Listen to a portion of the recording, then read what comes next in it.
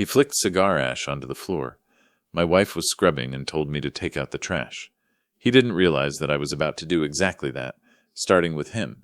My son-in-law stood in the kitchen I designed, wearing my silk robe, acting like he owned the deed to my life.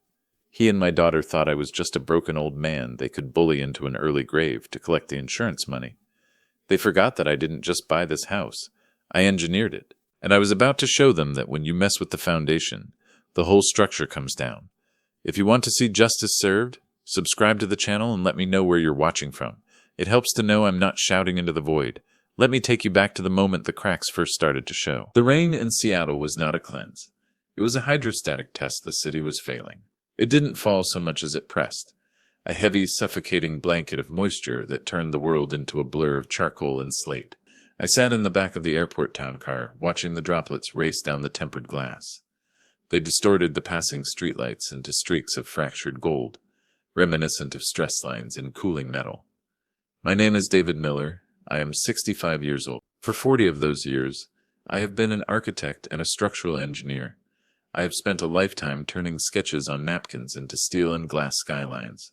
I understand structure. I understand the unforgiving mathematics of load-bearing walls, the tension of suspension cables, and the sheer force of gravity.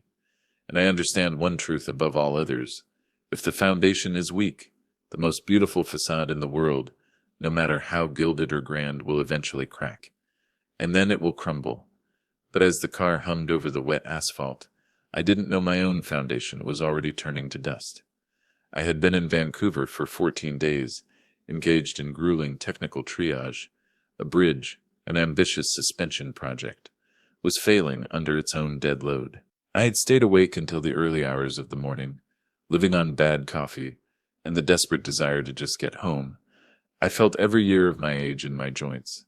The damp cold of the Pacific Northwest had settled deep into my bones. Home, the word used to bring a warmth to my chest, a structural stability to my spirit. I had designed our house in the Highlands myself. It wasn't just a building, it was a testament. A sprawling estate built with red cedar and river stone, cantilevered carefully over a slope within 2 acres of private woodland. To the real estate market, it was an asset worth $2 million. To me, its value was in the acoustic perfection of the library, the silence of the hallways, and the specific angle of the light in the sunroom where my wife Elizabeth liked to read. "We're here, sir," the driver said, his voice breaking my reverie. The car slowed, the tires hissing on the wet pavement. I looked out the window, expecting the familiar comfort of the stone pillars. Instead, my heart executed a strange, syncopated rhythm. A skip, a flutter. Something was wrong. The iron gates of my home were closed. That was standard for 10,000 p.m. But the lights on the stone pillars, the sconces I had handpicked in New Orleans, designed to cast a welcoming amber glow, were dead. The entrance looked less like a gateway and more like the mouth of a cave, dark, cold, unwelcoming. "Wait here," I told the driver. I stepped out into the cold drizzle. The wind bit through my wool coat, seeking the warmth of my skin.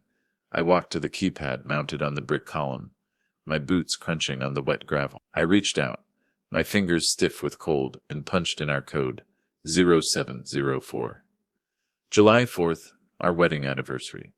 The day I promised to build a life around her. A red light blinked on the panel. Access denied. I frowned, rain dripping from the brim of my hat. I wiped the keypad with my sleeve. Maybe it was the moisture. Electronics were temperamental. I tried again, slower this time, pressing each button with deliberate force.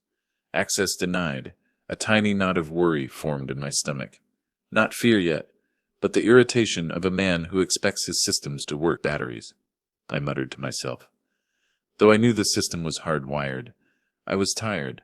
I just wanted my bed. I wanted the smell of Elizabeth's lavender soap. I reached into my pocket for my master key. It was a heavy brass instrument, old school and reliable. It opened the manual override for the gate mechanism. I slid it into the lock cylinder. I tried to turn it. It didn't move. I twisted it, gently at first, testing the resistance. Then I used force, the torque radiating up my wrist. It hit a hard, metallic stop. The tumblers were wrong. They weren't just stuck. They were alien. My breath hitched in my throat. manifesting as a white cloud in the cold air. The lock had been changed. This wasn't a battery failure. This was a retrofit. This was deliberate. I stood in the rain, staring at the useless brass key in my hand. A cold sensation, heavier than the rain, settled in the pit of my stomach. It was the confusion of a man who walks into a room he knows intimately, a room he built with his own hands, and finds the furniture bolted to the ceiling. I pressed the intercom button and held it down. "Elizabeth?" I called out. "Elizabeth, it's David. The gate isn't working." There was a long silence. The only sound was the wind hissing through the fir trees and the idling engine of the town car behind me. Then the speaker crackled with static. "Deliveries go to the service road on the north side," a voice said. It wasn't Elizabeth. It was a man's voice. Young, bored, dripping with an arrogant slur that suggested he was already 3 drinks into the evening. I gripped the intercom box, my knuckles turning white. "I am not a delivery," I said. My voice dropped an octave, finding the resonance I used on construction sites when contractors tried to cut corners. "I am the owner of this house." "Open the gate," the voice laughed. It was a wet, ugly sound, like tires spinning in mud. "Buddy, the owners are busy entertaining. If you don't beat it, I'm calling private security." We didn't order any pizza. Click. The line went dead. I stood there, frozen. The rain soaked through the shoulders of my wool coat, heavy and sodden. I knew that voice. It belonged to Jason, my son-in-law, the man who had married my daughter, Amanda, 2 years ago. The man who called himself an entrepreneur, though his only demonstrable talent seemed to be spending money he hadn't earned, and speaking in buzzwords. Why was he answering my gate? Where was Elizabeth? Why were the lights out at the pillars? I turned back to the car. "Take me to the North Service Road," I told the driver. He looked at me nervously in the rearview mirror. "Is everything all right, sir? Should I call the police?" "Just a misunderstanding," I lied. But my architect's mind was already calculating the stress vectors. It wasn't a misunderstanding. It was a takeover. The service entrance was an old wooden gate meant for landscaping crews. It was locked with a simple padlock, one I didn't have a key for. But I didn't need a key. I knew the maintenance history of this property better than I knew my own medical history. I knew the cedar near the bottom hinge had begun to rot 6 months ago, a repair I had deferred. I kicked the bottom plank.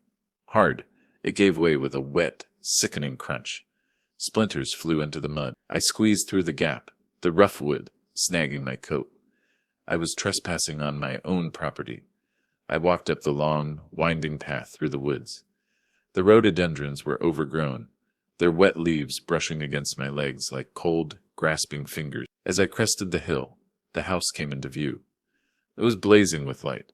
Every window was glowing, casting long, distorted shadows across the wet lawn. Music, loud, thumping bass, vibrated through the ground, traveling up through the soles of my boots. It didn't look like my sanctuary. It looked like a nightclub. I felt a surge of anger, hot and sharp. But I pushed it down. Rage makes you sloppy. Precision makes you dangerous. I reached the back patio and stayed in the shadows of the eave. I crept toward the floor-to-ceiling glass doors I had installed to maximize the view of the sound. I looked into the kitchen. The kitchen was a disaster.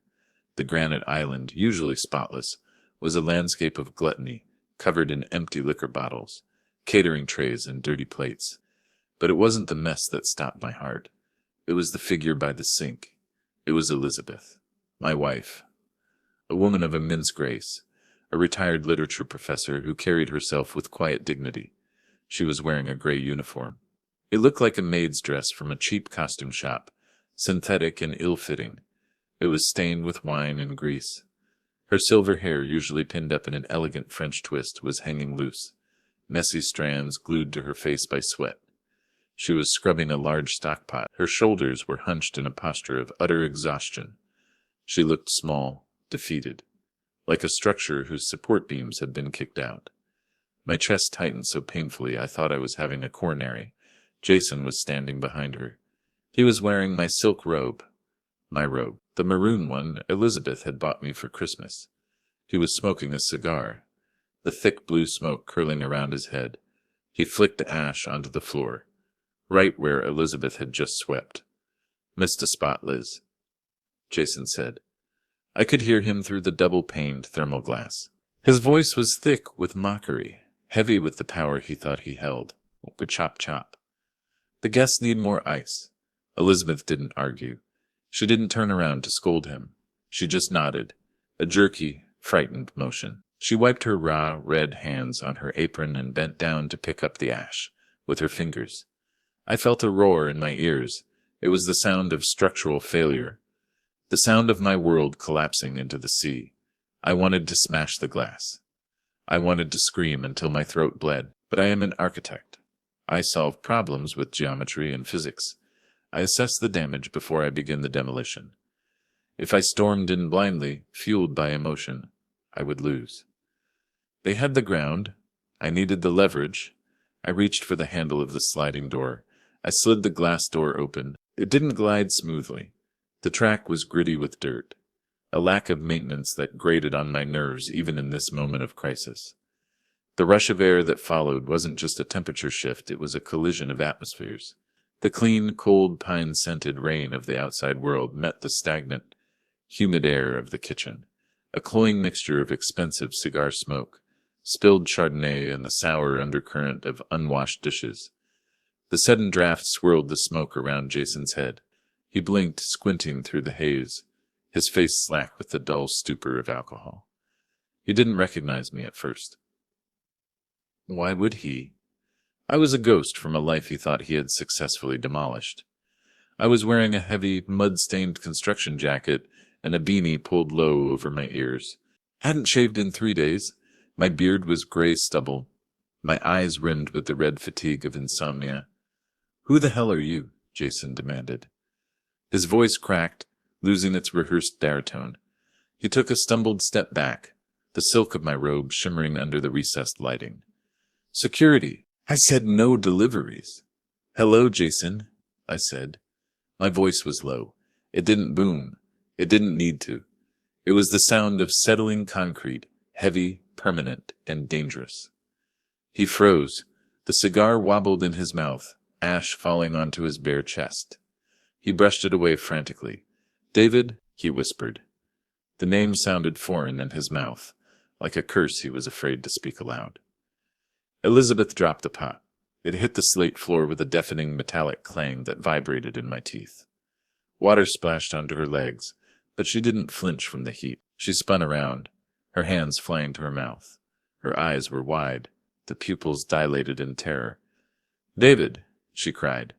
It was a sound of relief, but it was strangled by something else. Fear.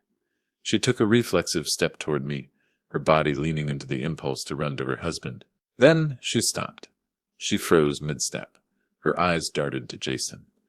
It was a quick, terrifying glance, the look a beaten dog gives its master, before daring to approach a stranger. You're back," she stammered. Her voice was thin, brittle. "I'm back," I said, stepping fully into the kitchen. My boots left muddy prints on the floor. Elizabeth had just cleaned. I wanted to hold her. I wanted to wrap her in my coat and take her out of this smoke-filled box. But I needed to understand the structural integrity of this disaster first. "Why are you wearing that, Elizabeth? Why is my son-in-law wearing my robe?" "Dad?" The voice came from the hallway arch. My daughter, Amanda, walked into the kitchen.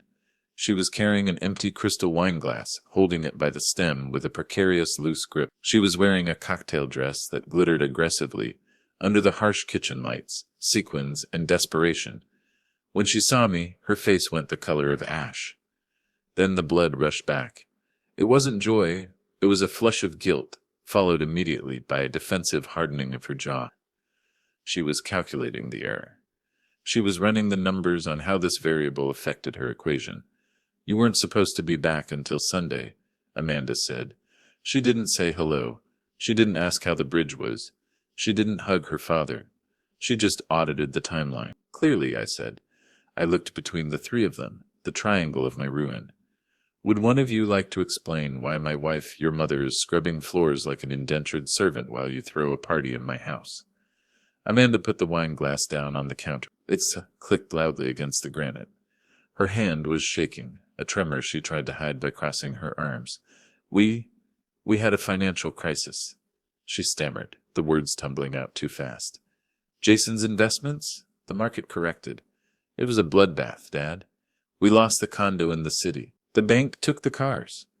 We had nowhere to go, so you came here, I said. I looked at the liquor bottles, and you decided that poverty required 50-year-old scotch and catering. We tried to call you. Jason interjected. He was regaining his composure, inflating himself back up like a punctured tire. He puffed out his chest, tightening the sash of my robe. But we couldn't reach you. You were in the dead zone, or whatever. And then, well, look at her, David. He pointed his cigar at Elizabeth. The gesture was dismissive, cruel. Elizabeth is confused, Jason said, his voice dropping to a theatrical whisper meant to convey sympathy. She started acting strange right after you left. She wanted to clean. She became obsessed with it. She thinks she works here. I looked at Elizabeth. She was trembling. Her hands were clutching the dirty, stained apron, as if it were a shield. Her eyes were locked on mine, pleading. They were screaming a message her voice couldn't form. Don't make it worse. Please. Is that true, Elizabeth? I asked softly. I tried to project safety, stability. Do you think you work here? She opened her mouth. Her lip quivered. But Jason stepped between us, physically blocking my line of sight to my wife. Don't upset her, he shouted, feigning outrage. You've been gone for weeks. You abandoned her in that big, empty house. We've been the ones taking care of her. Taking care of her? I pointed to the fresh ash on the floor. I pointed to the pot she had been scrubbing. By making her pick up your garbage? By watching her scrub while you smoke? It's therapy, Jason yelled. His face was flushing red, the veins in his neck bulging. Dr. Thorne said we should play along. It's called validation therapy. It keeps her calm. If we break the delusion, she screams. She gets violent. Elizabeth wouldn't kill a spider. She carried them outside in a cup. Now look, Jason said, waving his hand dismissively, the smoke trailing him. You're tired. You look like hell. You're emotional. He was trying to manage me. He was trying to steer the narrative before I could find the cracks. Why don't you go down to the guest quarters? He suggested. We can talk about this in the morning when you're sober. The guest quarters? I asked. You mean the basement suite? The master bedroom is occupied, Amanda said. She looked at the floor, unable to meet my eyes. We moved in there. It has more space for Jason's home office. My office. My bedroom. The sanctuary where I had drafted the blueprints for my life. I looked toward the doorway leading to the main hall. A shadow moved. A security guard had appeared. He was a large man, thick-necked and bored, wearing a black polo shirt that couldn't contain his biceps. He was watching Jason, waiting for a signal. They had muscle. They had the narrative. They had the numbers. I felt a surge of primal rage, a desire to grab the nearest heavy object and break things until the world made sense again. But I stopped myself. I am an engineer. When a building is compromised, you do not start hitting the walls with a sledgehammer. You inspect the damage. You map the fractures. You find the point of failure. If I fought them now, physically, I would lose. They would call the police. They would claim I was the intruder. An erratic, estranged old man attacking his loving family, who were just caring for his demented wife. They had the paperwork. They had the script. I needed to be smarter. I needed to survey the rot before I started the demolition. Fine, I said. My voice was calm, deadly calm. The calm of the eye of a storm. I'm tired. I'll go to the basement. Good, Jason sneered. The tension left his shoulders. He took a long, triumphant puff on the cigar. He felt like he had won. He mistook my assessment for surrender. And hey, he added, the spark of cruelty lighting up his eyes. On your way down, take this trash out. It's smelling up the place. He kicked a black, heavy bag of garbage toward me. It slid across the floor and stopped at my muddy boots. I looked at the bag. I looked at the man wearing my robe. I looked at my daughter, who was studying the bubbles in her wine glass. And then I looked at my wife. It's okay, David, Elizabeth whispered. Tears streamed down her face, cutting clean tracks through the grime on her cheeks. Please, just go. I picked up the bag. It was heavy with their waste, champagne bottles, Food scraps, the detritus of a life they hadn't earned. "I'll take care of it," I said. I turned my back on them. I walked out of the kitchen, carrying their garbage. I went down the hall, past the portraits of our family that still hung on the walls. Smiling faces that now felt like lies. I opened the door to the basement stairs. The air that rushed up was damp and cold. I descended into the dark. I didn't unpack. I sat on the lumpy mattress of the guest bed in the darkness. Above me, the floorboards creaked. I could hear the muffled thump of the bass returning. I could hear Jason's laughter, a sharp, barking sound that penetrated the floor joists. They thought I was defeated. They thought I was just an old man who could be bullied into a corner, stored away like a broken tool. They didn't know I had built this house. They didn't know I knew every wire, every vent, every crawl space. They didn't know I knew the structural load of every beam they were standing on. I sat in the dark and I listened. I waited for the house to go to sleep. I waited until 3:00 a.m. The music had stopped hours ago. The footsteps overhead had ceased. The house was silent, save for the rhythmic settling of the timber, a language only I spoke. I opened my suitcase. I didn't just have clothes. I had my sight bag. I pulled out my tools, a laser distance measure, a fluke multimeter, and a high-definition borescope camera, a snake-like device with a lighted tip, used to inspect the insides of pipes and walls for rot. I stood up, my knees popped, but my hands were steady. I crept out of the basement suite and into the main hallway. I moved silently, stepping on the outer edges of the stairs where the risers were reinforced, avoiding the center treads that I knew would creak. I went to the study first. My study. The door was locked. A new deadbolt. But I had designed the door frame. I knew the tolerance gap between the jamb and the striker plate was exactly 3 millimeters. I pulled a tension wrench and a rake pick from my pocket. I inserted them into the keyway. I applied a hair's breadth of torque. Click, click, snap. The lock turned. I opened the door and slipped inside. The smell of the room hit me. It wasn't the smell of old paper and cedar anymore. It smelled of stale sweat and cheap adrenaline.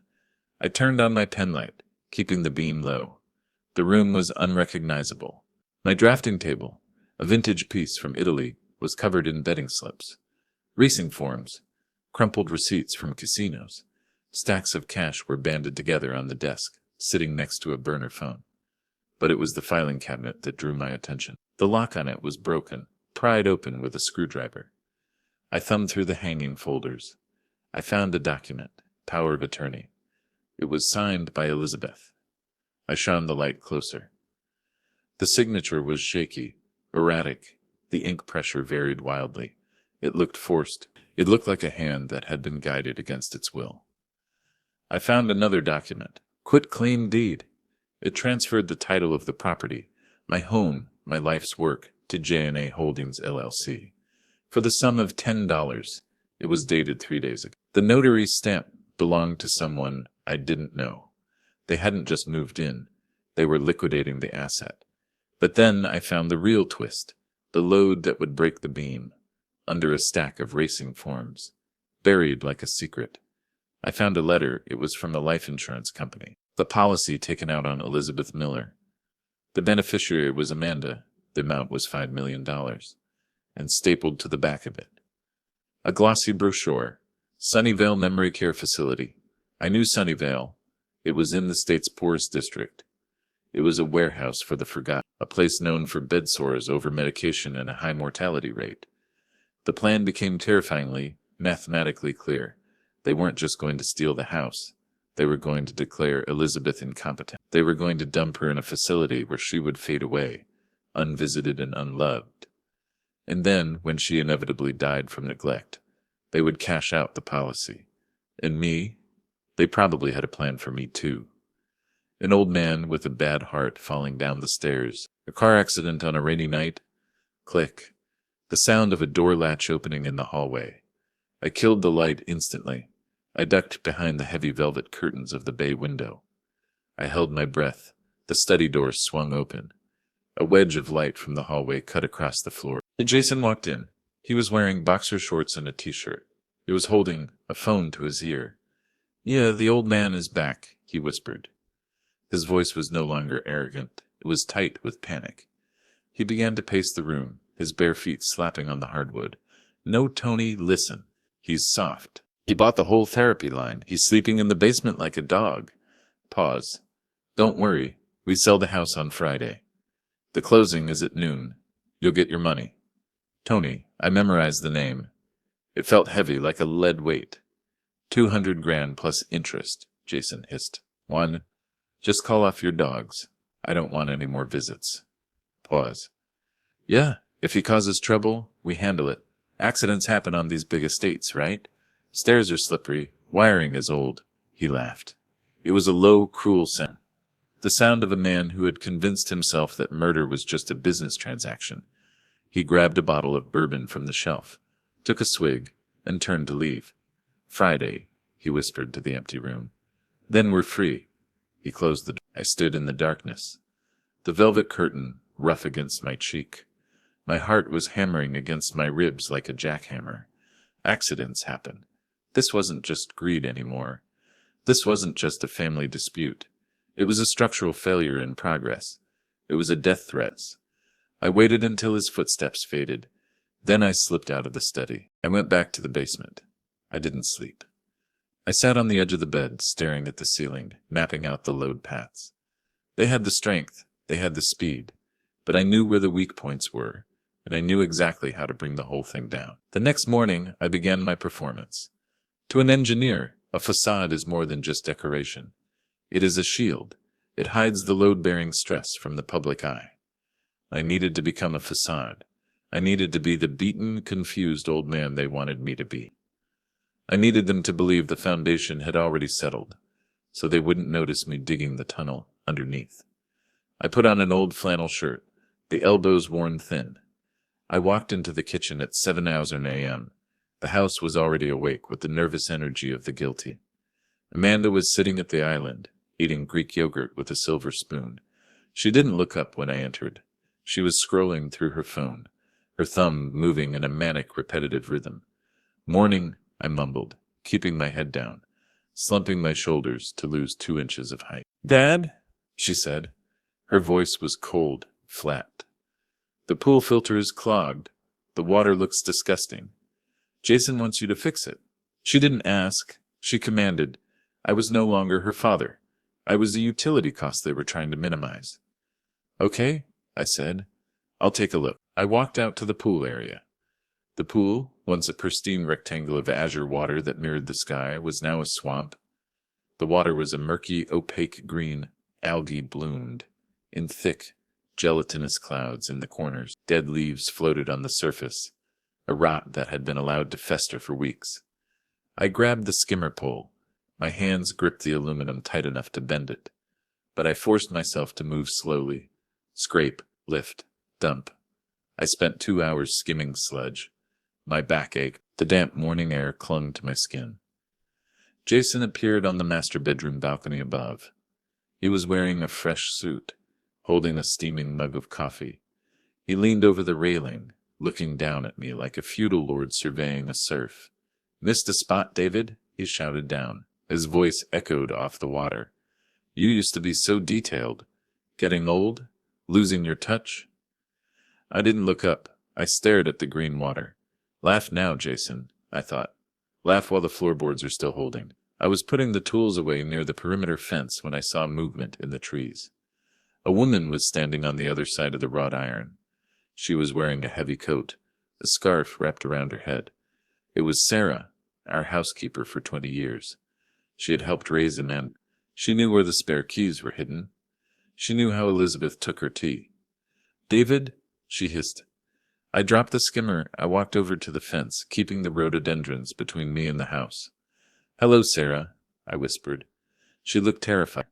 Her face was pale, her eyes darting toward the balcony where Jason stood. "Thank God you're back," she said, her voice trembling. "I tried to call the police last week. When I heard the screaming, my blood ran cold." The word hung in the air, sharper than the winter wind. "Elizabeth," she said. Tears welled in her eyes. "She was screaming for you, David. She was locking herself in the bathroom. But that man, Jason, he broke the door down. He told the police she was having a dementia episode. He showed them papers, doctor's notes. She reached through the iron bars. She squeezed my hand. Her grip was desperate. They fired me, David. They said I was stealing silver, but I wasn't. I was watching them. I saw the doctor they bring in. Doctor? I asked. What doctor? Dr. Thorne, Sarah said. He comes at night. He brings a black bag. He gives her injections, David. He says it's for anxiety. But after he leaves, she can't speak. She just sits there. Hey, Jason's voice boomed from the patio. The sound was like a gunshot. Get away from the fence, David. And you, he pointed at Sarah. Get lost before I call the cops for harassment. You were fired for cause. Sarah pulled her hand back as if burned. She gave me one last desperate look. Save her, David. Then she hurried away into the woods. I stood there, my heart pounding a frantic rhythm. Dr. Thorne, I had a name. Then I had a confirmation. This wasn't just neglect. This was chemical warfare. I walked back into the house. I wiped my boots carefully, performing the act of the obedient servant. I saw Amanda coming down the stairs. She was dressed for lunch, wearing a cashmere coat. She held her hand up to the light, admiring her nails. On her ring finger was a ring. My breath stopped. It was a vintage sapphire, surrounded by a halo of conflict-free diamonds. It was Elizabeth's mother's ring. It was the one object Elizabeth cherished above all else, her connection to a past that was fading. She took it off only to sleep. That's your mother's, I said. The words slipped out before I could check them. Amanda froze. She lowered her hand, covering the ring with her other palm. She gave it to me, Amanda lied. Her voice was smooth, practiced. She didn't even blush. She gave it to you? I repeated. Yes, Amanda said, lifting her chin. She said she didn't want it anymore. She said she forgets where she puts things, so I should keep it safe. It's safer with me. I looked at Elizabeth. She was in the living room, dusting the mantelpiece with a feather duster. She moved like a sleepwalker. Is that true, Elizabeth? I asked. Did you give her the ring? Elizabeth stopped dusting. She didn't look at Amanda. She looked at the floor. Yes, she whispered. Her voice was hollow. I lose things. I'm not reliable. She wasn't losing her mind. She was being erased. They were stripping her of her identity, piece by piece, until nothing was left but a compliant shell. I marked it in my mental ledger. Theft. Coercion. That afternoon, the doorbell rang. A man walked in. He carried a battered black medical bag. He wore a cheap suit that shone at the elbows, and he smelled of stale tobacco and peppermint breath mints. Dr. Thorne is here. Jason announced, clapping his hands. I stayed in the kitchen shadows, pretending to organize the recycling. I watched through the pass-through window. Dr. Thorne walked over to Elizabeth, who was sitting in the armchair. She shrank back, pressing herself into the upholstery. Time for your vitamin, my dear, Thorne said. His voice was oily, patronizing. He pulled a syringe from his bag. The liquid inside was clear. No, Elizabeth whimpered. Please, it makes me feel foggy. I can't think. It helps you rest, Thorne said. You've been agitated. Jason tells me you've been breaking things. I haven't, Elizabeth cried. Shh, Thorne soothed. He grabbed her arm. It wasn't a medical touch. It was a restraint. Rough. Too rough. He jabbed the needle into her deltoid. Elizabeth winced. She looked at me, her eyes wide with betrayal. I did nothing. I stood in the shadows and let it happen. If I intervened now, they would call the police. Thorne would show his license. I would be arrested for assaulting a doctor, and Elizabeth would be left alone with him. I had to wait. 10 minutes later, the light went out of Elizabeth's eyes. Her head lolled forward. She slumped in the chair, drool forming at the corner of her mouth. See? Jason said to me, walking into the kitchen. She's deteriorating. It's tragic, really. It's for the best we move her to Sunnyvale. I looked at Thorne in the other room. He was counting a stack of cash that Jason had slipped him. No receipt. No insurance claim. That wasn't medicine. That was a transaction. That night, they ordered pizza. They sat at the granite island, laughing, drinking a bottle of Brunello that I had been saving for my retirement. They didn't set a place for us. There's leftovers in the fridge, Jason said, his mouth full of cheese. You two can eat in the basement. We have friends coming over later. Investors. We don't want you underfoot. I took a plate of cold pasta. I took Elizabeth's hand. She was still groggy, her steps uneven. We walked down to the basement suite. I closed the door. The thumping bass of the music upstairs began again. David, she cried softly when we were alone. She buried her face in my shoulder. She smelled of the chemical musk of the injection. I'm so scared, they said. They said if I told you the truth, they would hurt you. They said you owed money to bad people. I don't owe anyone a dime, I said. I stroked her hair. They are projecting, Elizabeth. Jason is the one in debt. He's a gambler, and Amanda is a thief. What are we going to do? She asked. They have the papers. The police believe them. I'm just the crazy old woman. We are going to give them one last chance, I said. And then, I whispered, we are going to bring the roof down. But how? I have the blueprints, I said. And I have friends who don't like cracks in the system. The next morning, Thursday, the tension in the house was palpable. Jason was pacing, checking his watch every 5 minutes. I went to the garage. I told them I needed to check my truck, to make sure it would start if they needed me to run errands. Make it quick, Jason snapped. I slid under the chassis of my 1990 Ford pickup. It was a beast of a machine, simple and reliable. I checked the oil, fine. I checked the transmission fluid, fine. Then I looked at the brake lines running along the rear axle. My breath hitched. They were cut. It wasn't a tear from road debris. It wasn't rust. It was a clean, precise snip. Someone had taken wire cutters to the hydraulic line. If I had driven this truck down the winding hill of the Highlands, a 12% grade with hairpin turns, I would have hit the brake pedal and found nothing. We would have gone over the cliff at 50 miles an hour. Accidents happen. This wasn't conspiracy anymore. This wasn't fraud. This was attempted murder. I rolled out from under the truck, my hands shaking, not from age, but from the adrenaline of survival. I wiped the grease from my hands. I heard gravel crunching outside. A black SUV with tinted windows pulled up near the gate. It looked out of place against the cedar trees, too sharp, too aggressive. A man stepped out.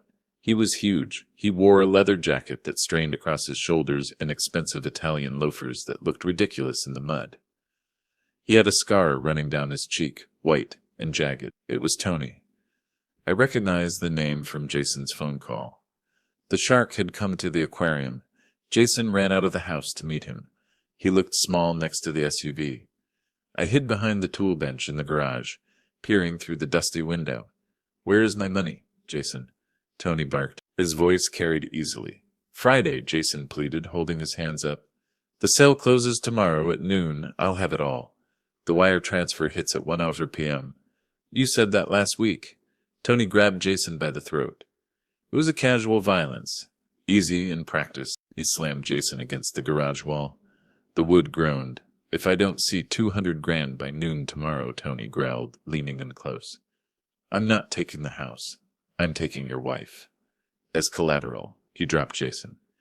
Jason slid down the wall, gasping for air, clutching his throat. I promise, Jason wheezed.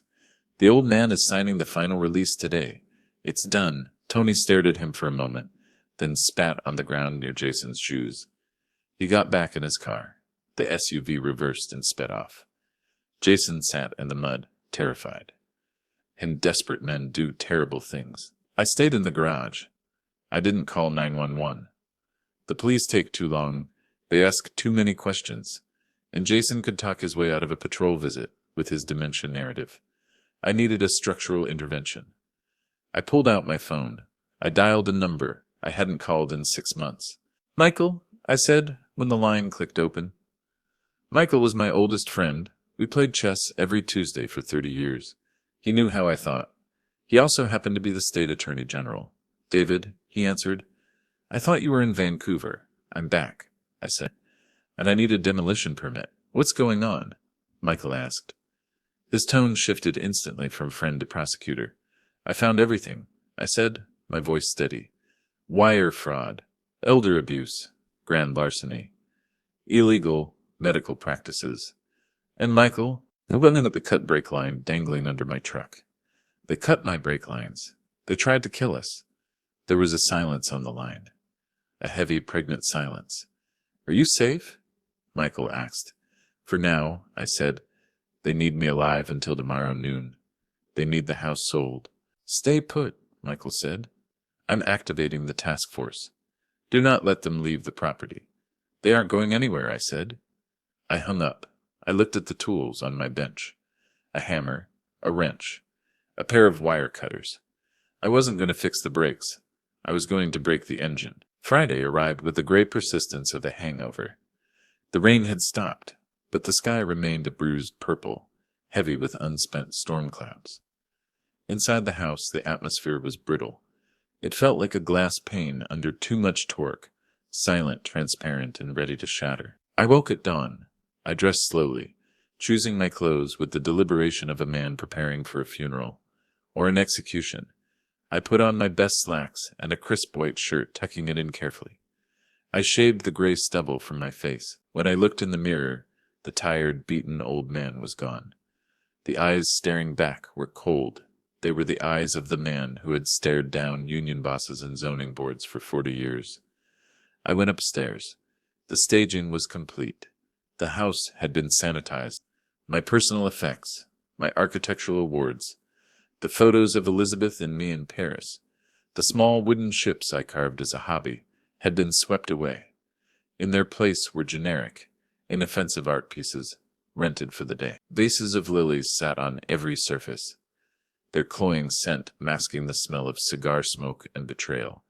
Jason and Amanda were in the living room. They were hovering over a large table covered in documents. A woman I didn't recognize. A realtor, with hair sprayed into a helmet of blonde ambition, was pointing at a signature line. "The wire transfer is set for 1 p.m. The realtor, Mrs. Gable, was saying, "Once the funds clear, the title transfers to the holding company, and you are free and clear." "And that occupants?" Jason asked, lowering his voice. "The new owners are aware of the situation," Mrs. Gable said smoothly. "They understand the property will be vacated by end of day." Vacated. We were debris to be hauled off-site. I stepped into the room. The floorboards didn't creak. I knew exactly where to step. "Excuse me," I said. The silence that followed was absolute. Jason looked up. He was wearing a navy suit that cost more than my first car. He looked the part of the successful heir, except for the sheen of sweat on his upper lip. When he saw me clean-shaven, upright, clear-eyed, he faltered. "Not now, David," he snapped, trying to reclaim his dominance. "We're busy. Go back to the basement." "I have a question," I said. I walked further into the room. I didn't look at the floor. I looked at the high-vaulted ceiling I had designed to catch the southern light. I looked at the fireplace I had built, stone by stone. "If you are selling the house today," I said, my voice steady, "where are Elizabeth and I supposed to live tonight?" The realtor looked uncomfortable. She shifted her weight, glancing between the well-dressed young couple and the stoic older man. "Oh," she said, offering a tight, professional smile. I was told the previous owners were moving to a facility. Assisted living. Is that right?" I turned my gaze to Amanda. She was wearing a white dress, trying to look innocent, but she couldn't look at me. She was staring at the sapphire ring on her finger, twisting it nervously. "Is that the plan, Amanda?" I asked gently. "A facility?" Amanda stood up. Her chair scraped loudly against the wood. "Dad, stop it," she hissed. "You know it's for the best. You can't handle this place. It's too big. The upkeep, the taxes. You're drowning here. We're doing this for you." "I built this place," I said. I took a step toward her. I walked this land when it was nothing but mud and briars. I poured the foundation. I framed the walls. I calculated the sheer strength of every beam holding this roof over your head. You think I can't handle living in it? It's done. Jason slammed his hand on the table. The sound echoed like a gunshot. The lilies in the vase trembled. "The papers are signed," Jason shouted. He stood up and marched toward me, invading my personal space. He smelled of breath mints in fear. "We have power of attorney. You are legally incompetent. You are a liability. I am giving you a chance," I said. I didn't back down. I held his gaze. Right now, I said, pitching my voice low so only he could hear the steel in it. Admit you lied. Tear up the papers. Give Elizabeth her ring back. Confess to the police that you cut my brake lines. His eyes widened slightly, a flicker of recognition. He knew that I knew. If you do that, I continued, and leave this house within the hour, I won't push for the maximum sentence. I will let you have a lawyer. Jason laughed. It was a brittle, manic sound. He looked at the realtor, then back at me. You have no authority here, old man, he hissed, spitting the words. You are a guest who has overstayed his welcome. One more word, one more threat, and I won't send you to Sunnyvale. I'll put you in a state ward so cheap, they'll feed you dog food. He poked me in the chest. Hard. A physical violation. Is that your final answer? I asked. Get out of my sight, Jason said. Or I call the orderlies now. I looked at Andon. She was pale, but she said nothing. She chose her silence. She chose the money. Okay, I nodded. I tried.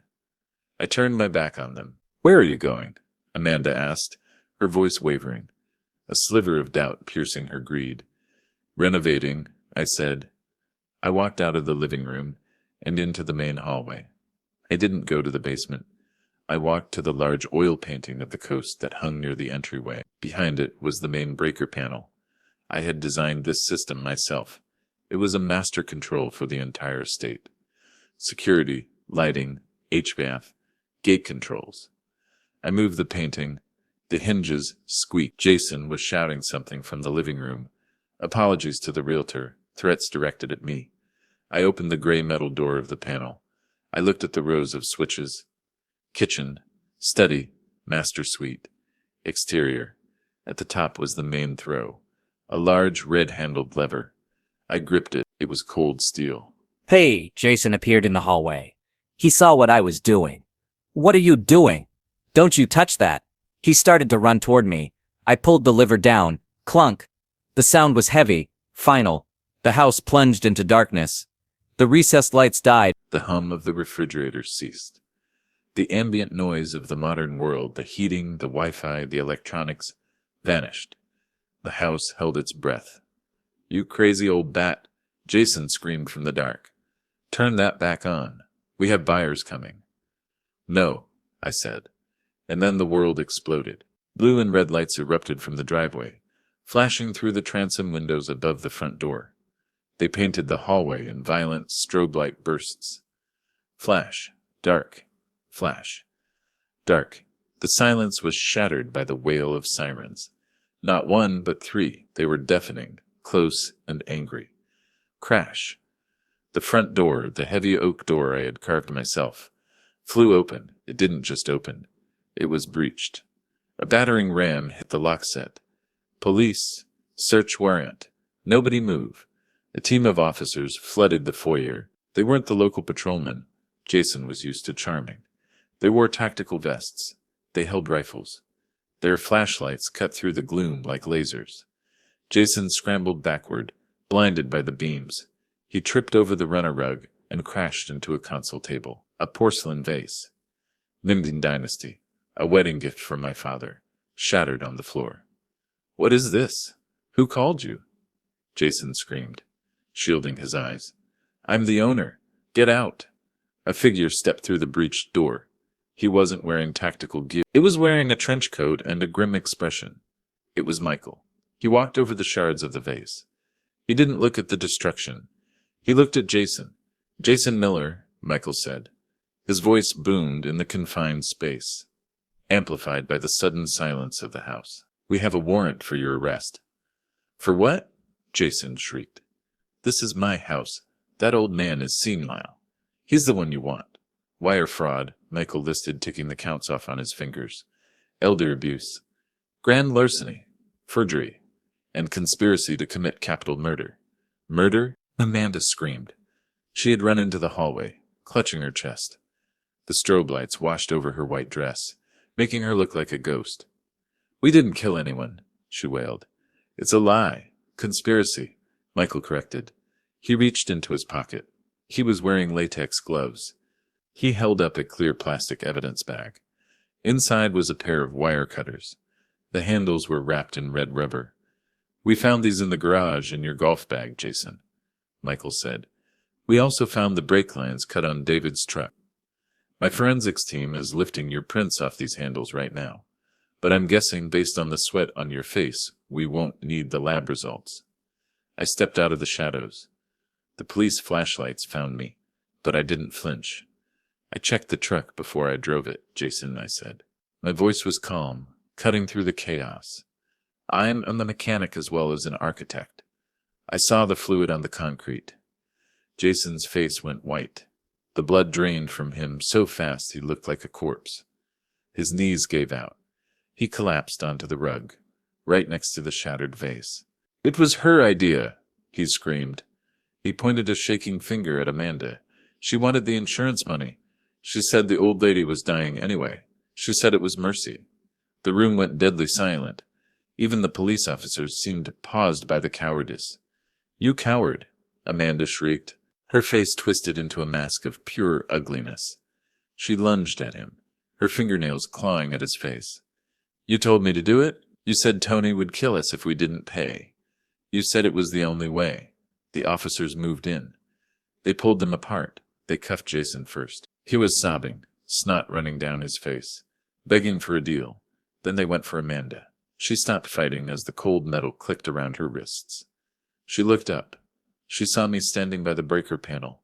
Her eyes were wild, mascara running down her cheeks in black tears. "Dad," she wailed.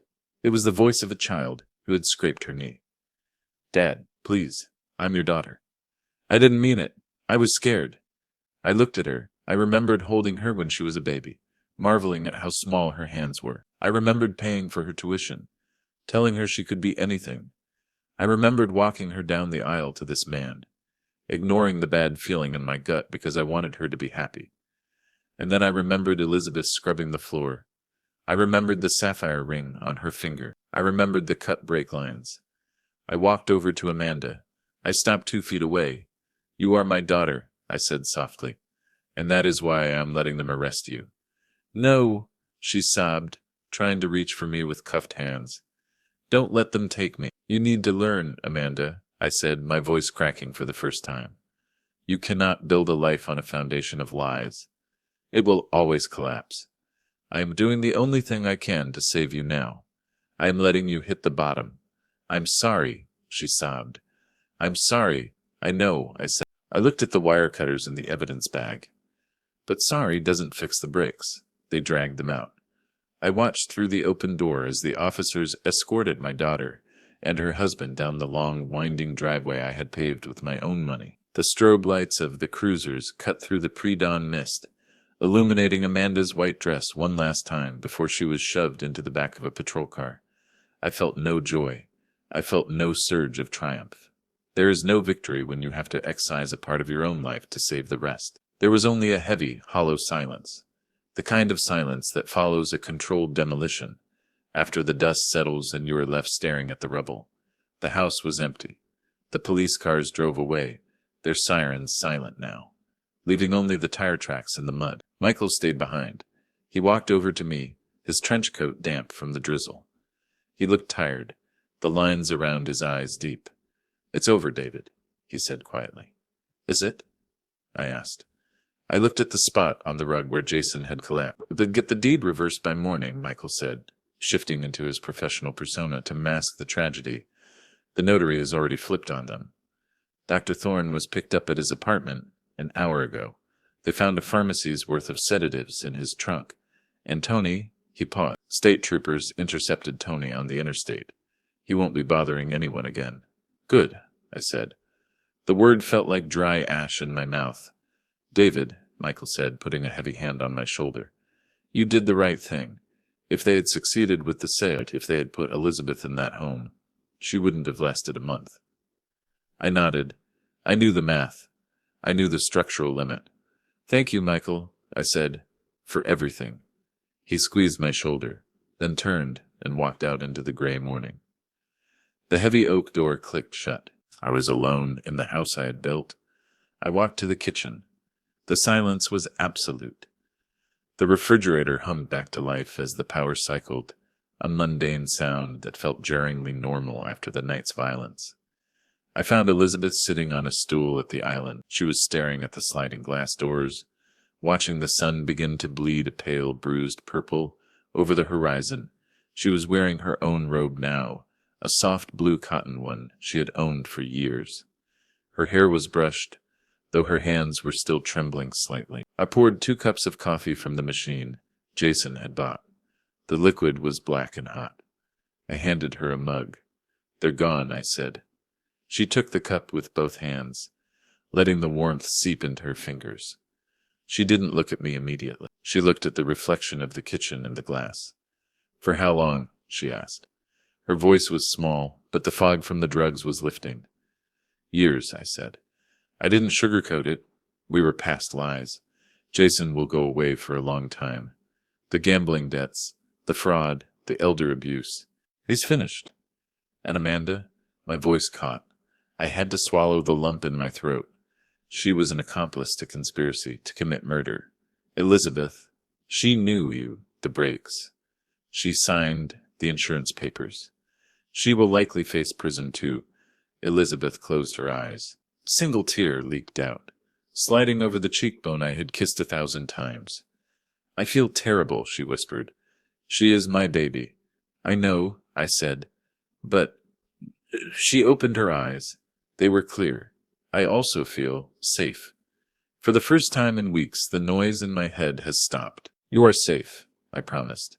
"I will never let anyone hurt you again." I looked around the kitchen.